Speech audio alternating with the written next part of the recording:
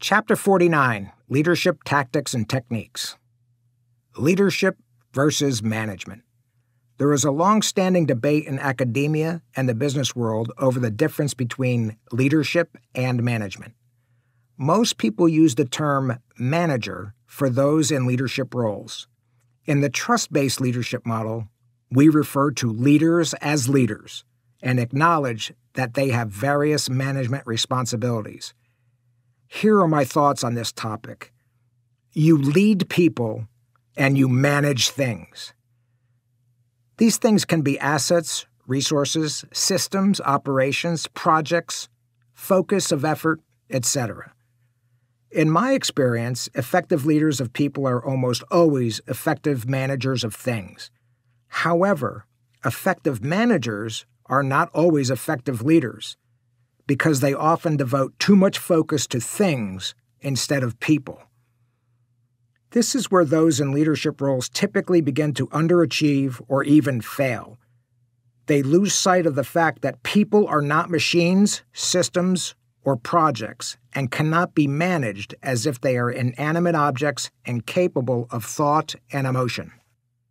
I've had a fair amount of success in leadership roles, and I think this is because, through training and experience, my default setting is to focus on leading the people who are in charge of managing the things that achieve the organization's goals and objectives.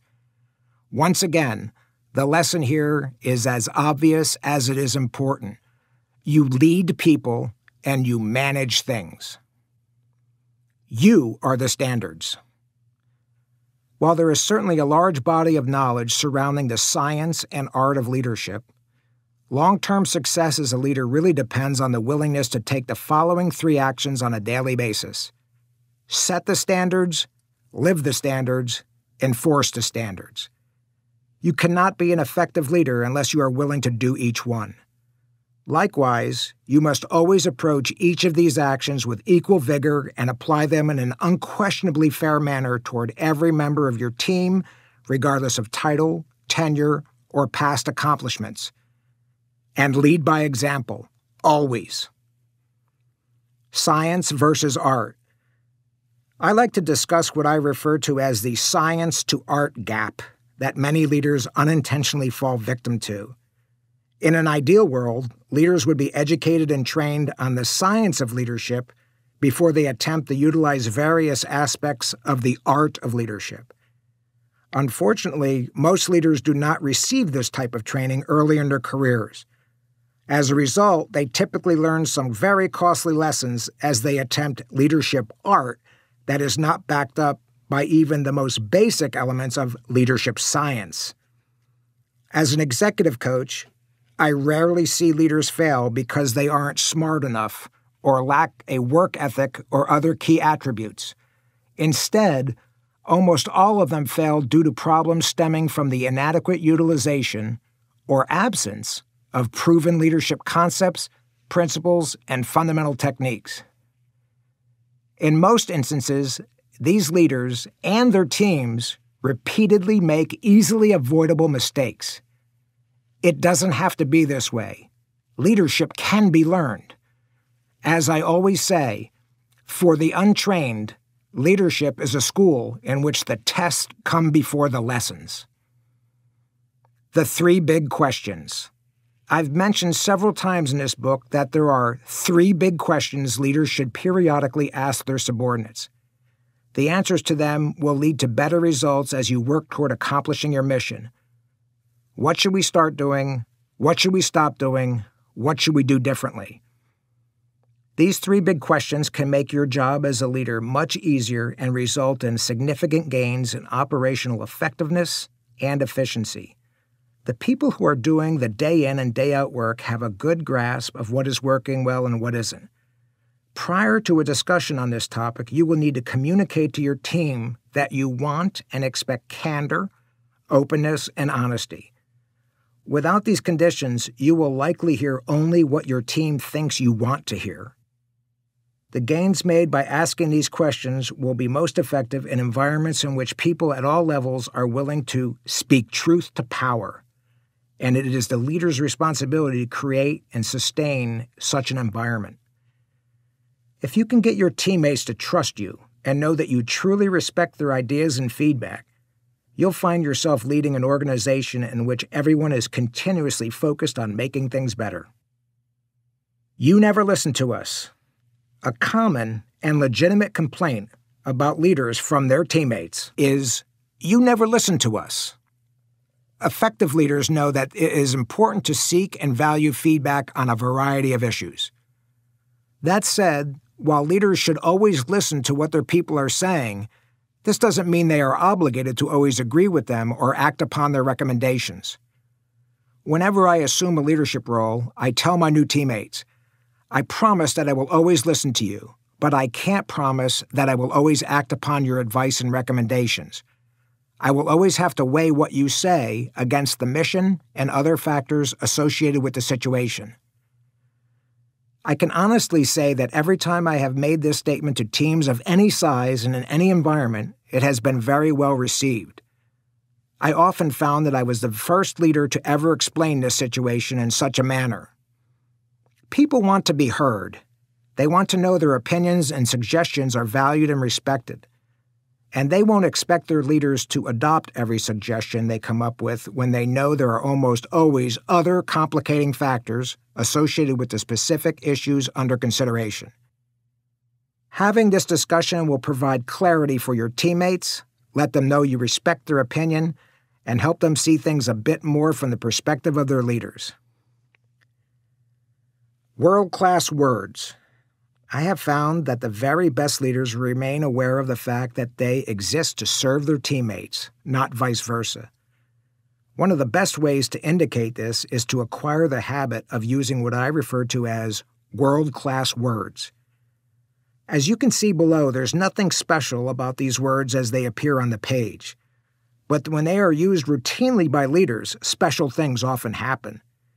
They help create trust among leaders and those being led, improve team culture and cohesion, and drive other outcomes that have a very positive effect on any type of company, department, or team.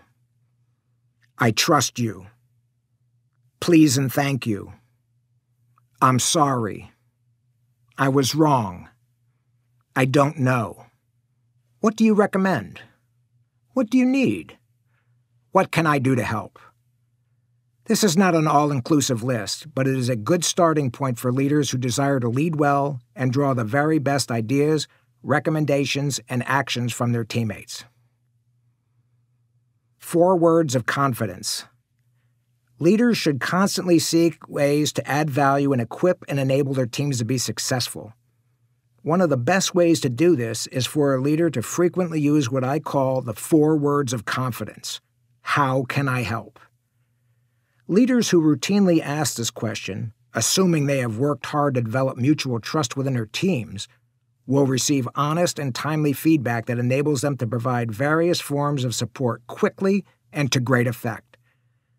When a leader asks this question in a sincere manner and teammates know that he or she is genuinely interested in helping the team accomplish their mission, the teammates will indeed provide solid recommendations or requests for help. They will feel comfortable asking for resources that provide relief for the challenges they are facing at the moment. Leaders must be seen by others as someone willing to do whatever is necessary to set their teams up for success. Asking this question and then acting on the answers will go a long way in building mutual trust and confidence between team members and their leader. 4 words of development. As a leader, one of your main duties is to develop other leaders. I have found that a great way to do this is to use what I call the 4 words of development when interacting with my leaders. Whenever a situation presented itself that required decisions to be made, plans to be developed, and actions to be taken, I trained myself to always ask my teammates, "What do you recommend?" Doing this forces your teammates to utilize their knowledge and experience to formulate suggestions and propose options for resolving whatever issue is at hand. And equally important, it forces the leader to actually listen to his or her subordinates instead of simply taking over the meeting and unilaterally declaring, "Here's what we're going to do." As I write this, I am shaking my head ruefully, knowing how often I did just that as a young leader. I think I was in my mid-30s before I learned to make this question my default setting. Unsurprisingly, some of the most significant successes that I had as a leader occurred after I adopted it as my automatic response to nearly every challenging situation my subordinate leaders brought to me. I became known as the leader who was always going to ask, "What do you recommend?" And this resulted in my teammates seeking my advice or guidance only after they had thought things through and had answers ready for the inevitable question. A simple technique, for sure, but one of the most powerful that I've ever used during my 40-plus years leading and developing other leaders. It is incredibly effective in developing trust, encourages your teammates to develop their critical thinking skills, and inspires them to demonstrate initiative and a bias for action. I strongly urge you to consider making these words your default setting too. 6 words of destruction. In a trust-based leadership environment, some things will inevitably go wrong while issuing mission-type orders and delegating and leveraging to your subordinate leaders. Mistakes will be made, and plans won't work out as intended. When this happens, a leader should never automatically say the 6 words of destruction. Who told you to do that? Leaders who regularly use these words when something bad happens send a very clear and chilling signal to their teammates. Despite all of their previous speeches about trust, initiative, and bias for action, immediately asking this question upon receiving bad news means leaders are essentially saying to their teammates, "I only want you to take initiative and exhibit a bias for action if everything is guaranteed to turn out well." When members of a team hear these words, often said in a demeaning or intolerant tone, they'll quickly realize that the leader really doesn't want them to exercise initiative and make decisions if there's a chance that something may go wrong and ultimately reflect poorly on the leader. For sure, things will sometimes go south when you trust and empower your teammates in the trust-based leadership model. When they do, I recommend that you use questions like these to find out what your subordinate leader's thought processes were while making decisions. Well, obviously things didn't go as planned. I'm sure you've already thought about this. Why do you think things turned out like they did? I know you didn't intend for things to turn out like this. Tell me why you think the situation unfolded as it did, and what you would do next time to ensure better results. Relax. This is a shot down range. We can't pull it back. Let's learn from this. What do you recommend we do or don't do to ensure that this never happens again? These are just a few examples of how a leader can approach key teammates when something bad happens without destroying trust, initiative, and bias for action that he or she has spent so much effort developing within a team. Remember, if you create a climate in which people fear being wrong or making mistakes, they will essentially turn off any form of creativity and willingness to make decisions in the absence of detailed guidance from above. As is always the case with leadership, words matter. Use them carefully. Masters of the small gesture. I can say that almost everyone reading this book at some point in their life received an unexpected compliment or thank you that touched them deeply, to the point they've never forgotten the gesture or the person who made it. It may have been a kind word from a parent, teacher, coach, teammate, or perhaps even a person they didn't know. But the individual who received the gesture never forgot how it made them feel. Doing things like this is one of the most powerful techniques a leader can use to develop mutual trust, loyalty, and camaraderie within his or her team. Sadly, I find that most leaders don't do this type of thing at all, or they don't do it as often as they could.